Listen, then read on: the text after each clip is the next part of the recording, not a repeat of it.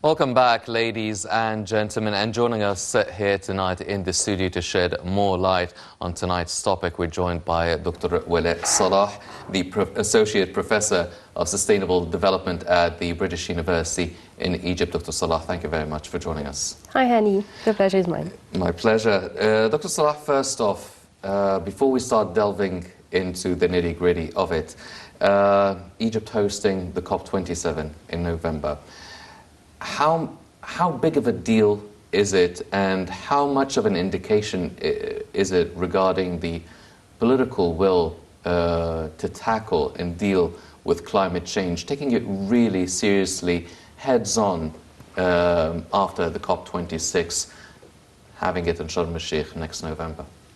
Actually, I consider it a great honor, of course, to host such an event and to include world leaders here, but also great responsibility that comes on board.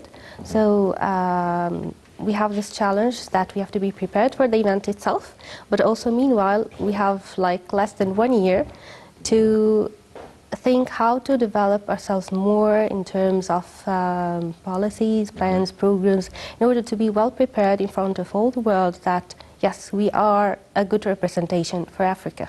Mm-hmm. Well, Africa has its own sustainable development goals for 2063. Egypt has its own for 2030. And in light of these goals, Egypt and the whole of the African continent are working towards having a decent life for all citizens, having renewable and sustainable sources of energy, and related to that, obviously, is climate change. Now, regarding the energy sector and the work that's being done by the Egyptian government in this regard to achieve the Sustainable Development Goals by 2030, dealing with climate change as part of and parcel of it, how much do you feel Egypt is moving ahead or taking big strides in such a field? Egypt is part of Africa, mm-hmm. and it has witnessed, or it has been suffering from the severe impacts of climate change through the past few years. And as you know, the most vulnerable to climate change are developing countries, notably Africa, of course.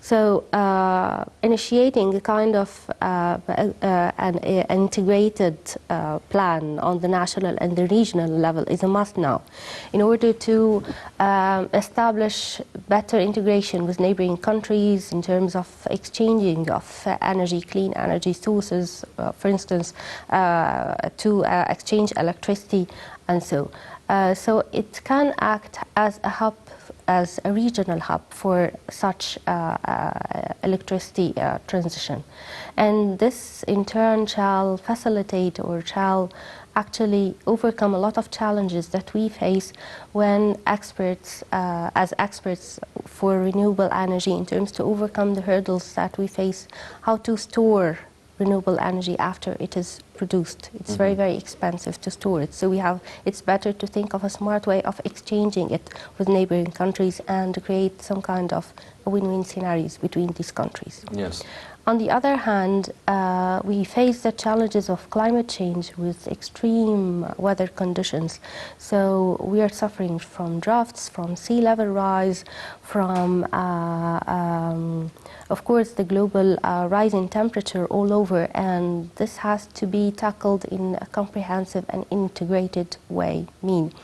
So, as you know, after the Paris Agreement, each country has initiated its own NDC, or nationally determined contribution, and I believe that exchanging knowledge, of course, and best practices of how to deal or how to overcome the challenges of achieving these nationally determined contribution in order to have a better achievements on the short and the long term is a must now. It's very, very crucial to have it now. Yes. Well, the President numerous times pointed out that even though the global warming and climate change is caused by all the countries and different countries in the world, however, Africa is probably paying the highest price for it all. Now, you've mentioned that all different countries, they have their own plans in dealing with climate change. Now, how can we translate such a summit? I mean, we've been following up the COP26 in Glasgow, and now talking about preparations for COP27 in Sharm el-Sheikh.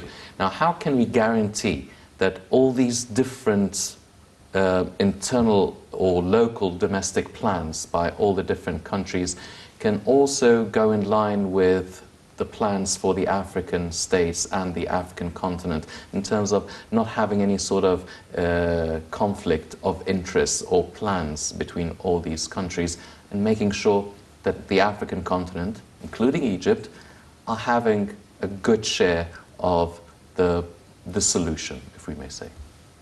Each event or each summit is actually building upon the one before.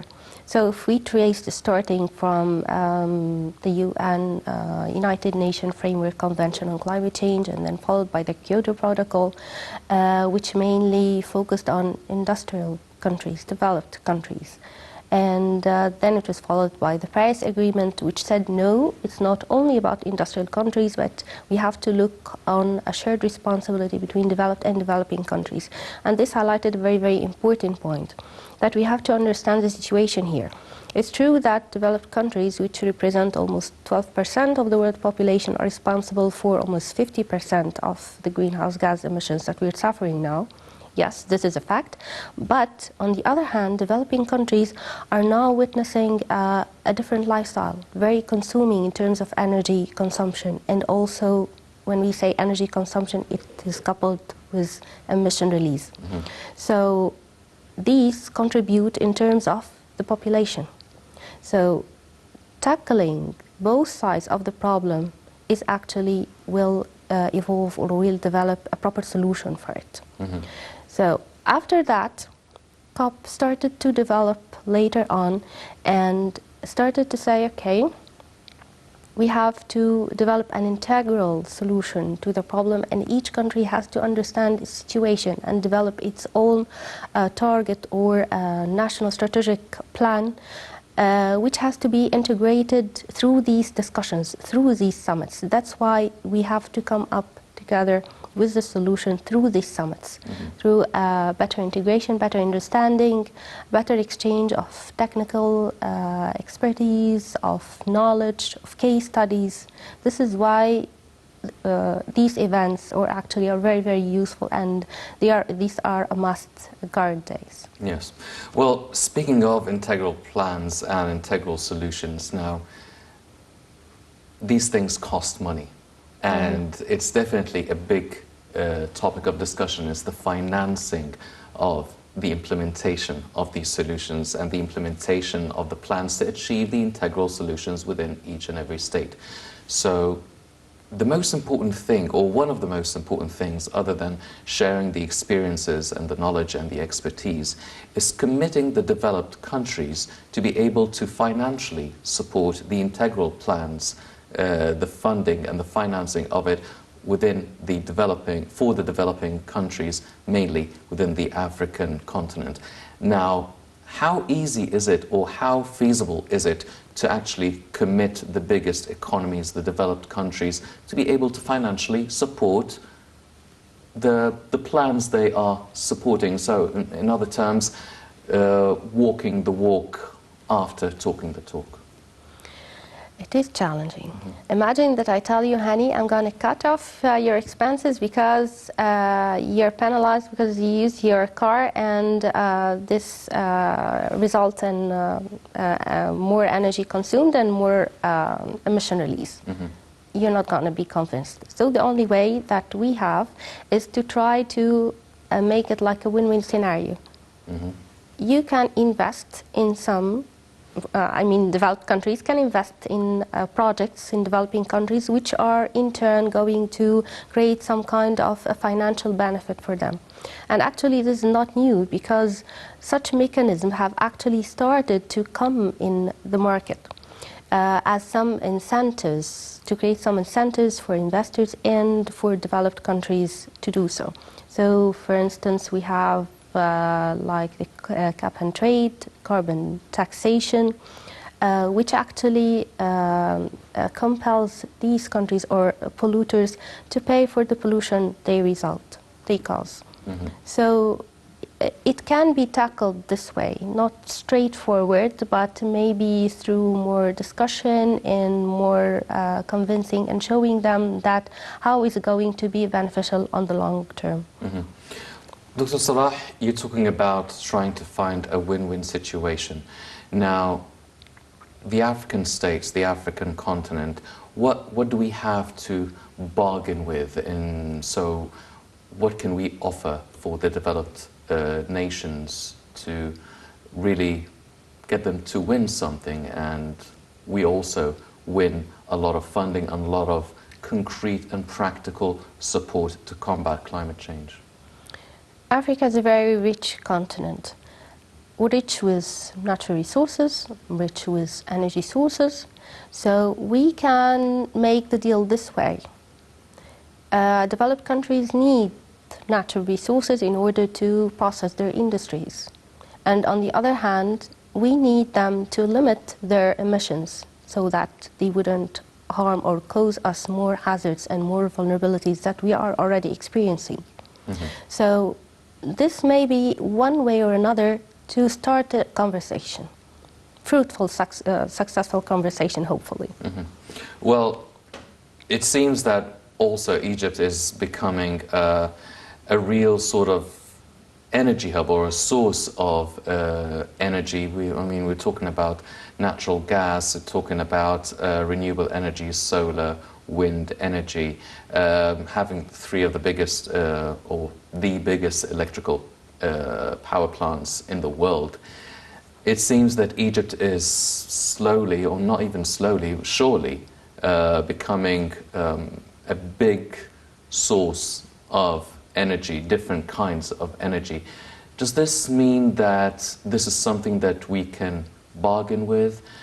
Is it, you've mentioned that it is very costly to store energy. Now, what would be the best case scenario for Egypt to really use the sources of energy it has? Is it exporting? Will we be self-sufficient in terms of energy? How do we actually use this in terms of becoming an energy hub and use it in our favor? Egypt is already rich with natural energy sources. And when we discuss energy, we have to differentiate between types of energy.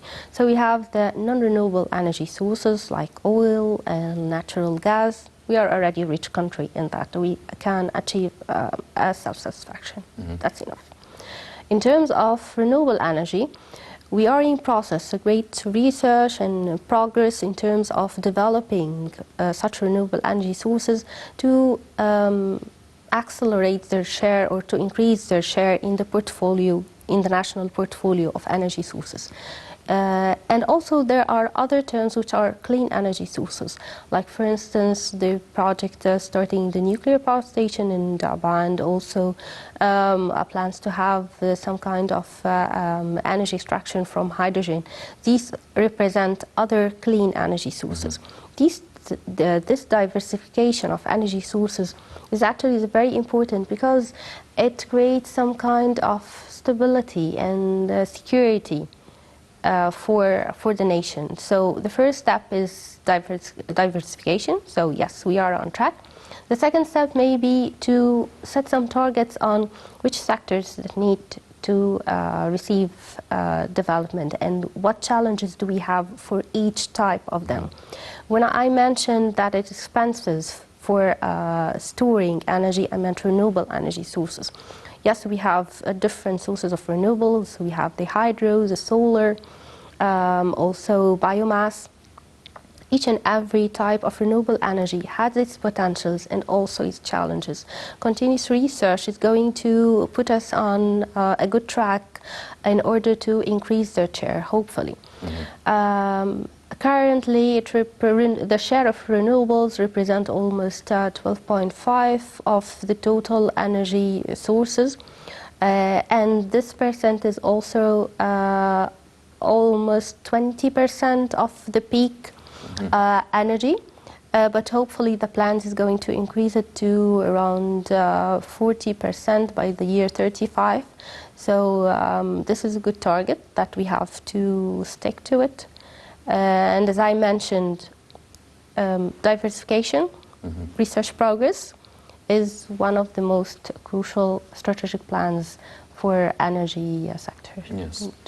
Well, ladies and gentlemen, Foreign Minister Sameh Shoukry also called on the youth, the civil society, in joining in the global climate action. Let's check out this report and we'll be right back. Foreign Minister Sameh Shoukry said that Egypt is planning to organize the first youth forum on climate change as part of the country's preparations to host the conference of the party's COP27, slated for November in the Red Sea city of Sharm el-Sheikh. Shoukry, who is also the COP27 president-designate, reiterated that Egypt is keen to enable youth and civil society to play an effective role within the framework of international efforts to combat climate change. The foreign minister made his statement during his participation in the Environmental Diplomacy and Climate Change session held on the second day of the Munich Security Conference, which took place from the 18th to the 20th of February. He added that addressing climate change is not the sole responsibility of governments, noting that the issue needs the efforts of civil society and private sectors. Egypt's top diplomat reiterated that civil society represents the majority of those most affected by climate change, while the private sector plays a vital part given its role in providing the necessary funding and modern technology to confront the global phenomenon. He stressed on the need to promote cooperation between countries to combat the repercussions of climate change, as has been the case with the coronavirus pandemic. He noted that one of the most prominent lessons learned from the pandemic is the importance of international cooperation, adding that climate change is also a global crisis with unprecedented repercussions.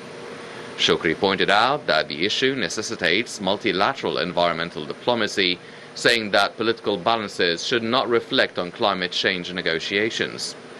And during his participation in the 21st edition of the World Sustainable Development Summit, which was organized virtually by the Indian Energy and Resources Institute, the top diplomat highlighted the need to take serious steps towards curbing the harms of climate change and listening to the parties most affected by the impacts of coronavirus.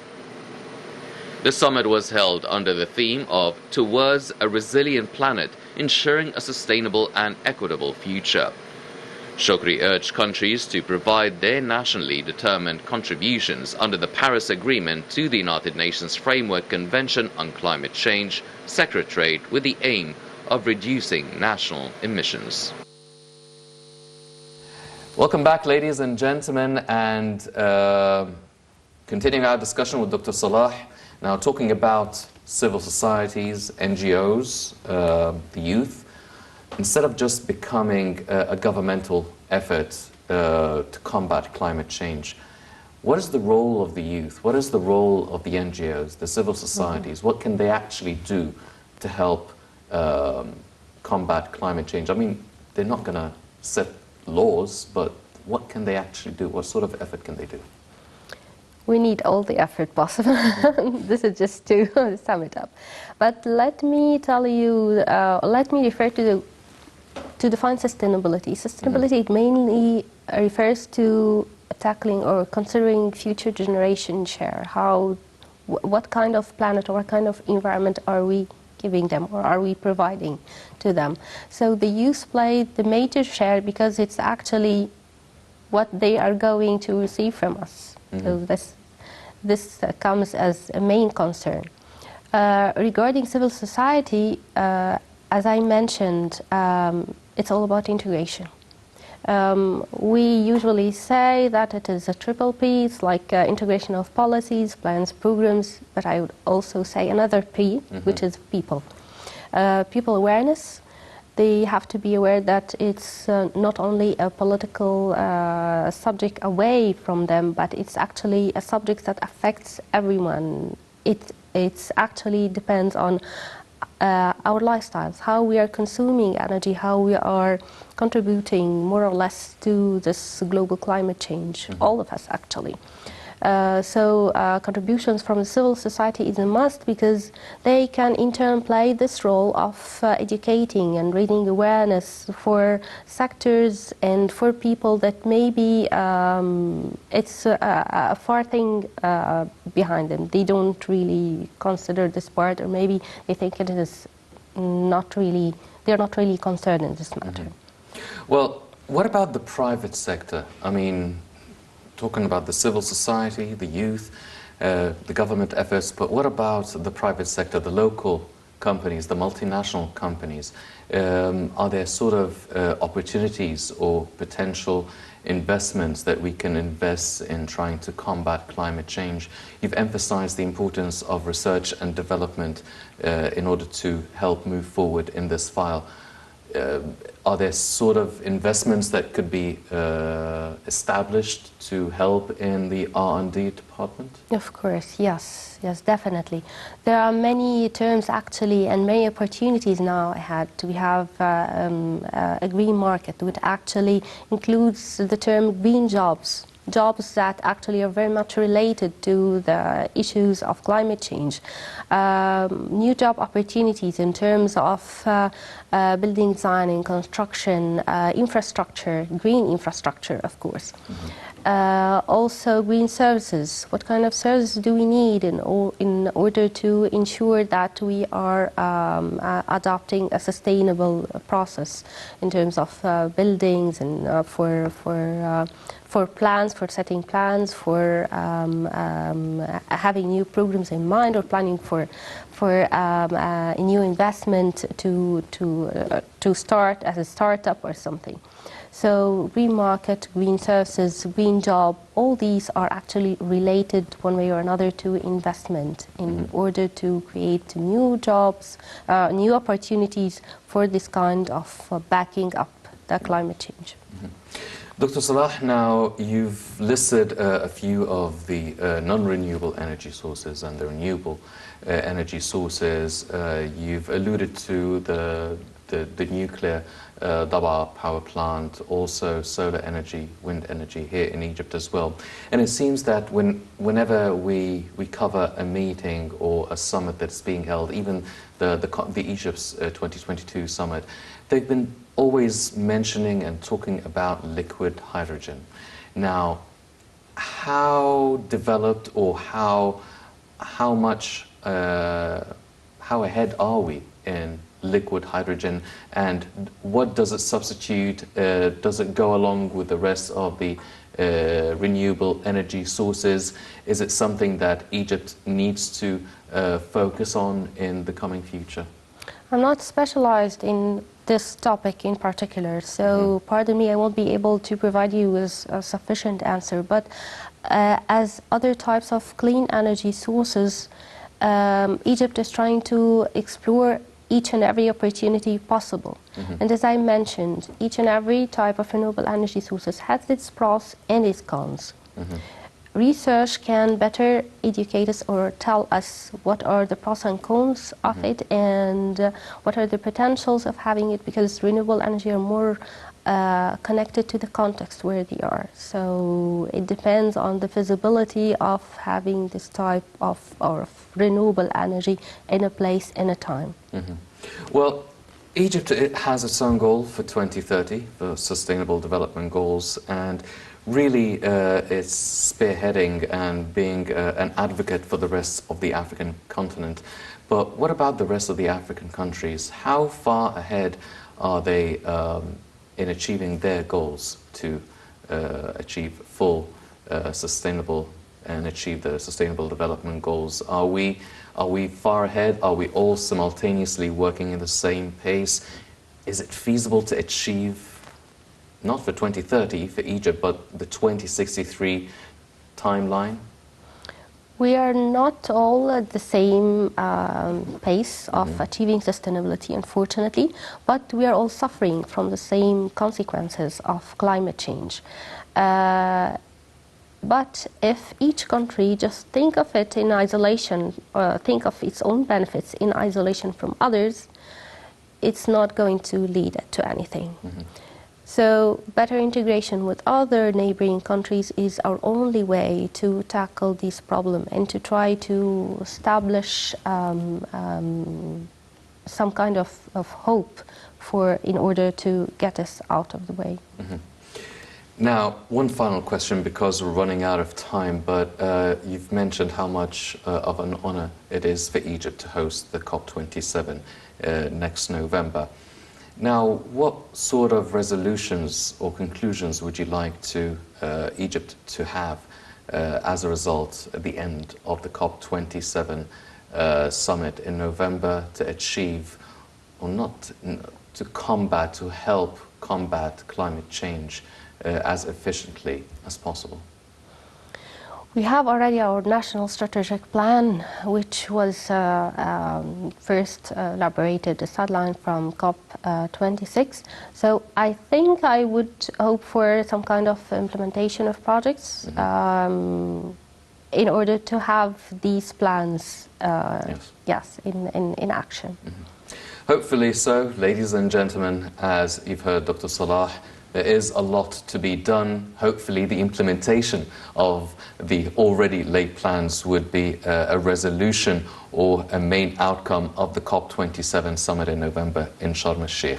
Unfortunately, that's all the time we have for this edition of the Daily Debate. But before we go, I'd like to thank my very distinguished guest, Dr. Walaa Salah, the Associate Professor of Sustainable Development at the British University in Egypt. Dr. Salah, thank you very much for joining us. Thank you, Annie, so much. Thank you. It was my pleasure. Ladies and gentlemen, please stay tuned for more coming up on Nile International. I'm Henny Saif. Thank you for joining us.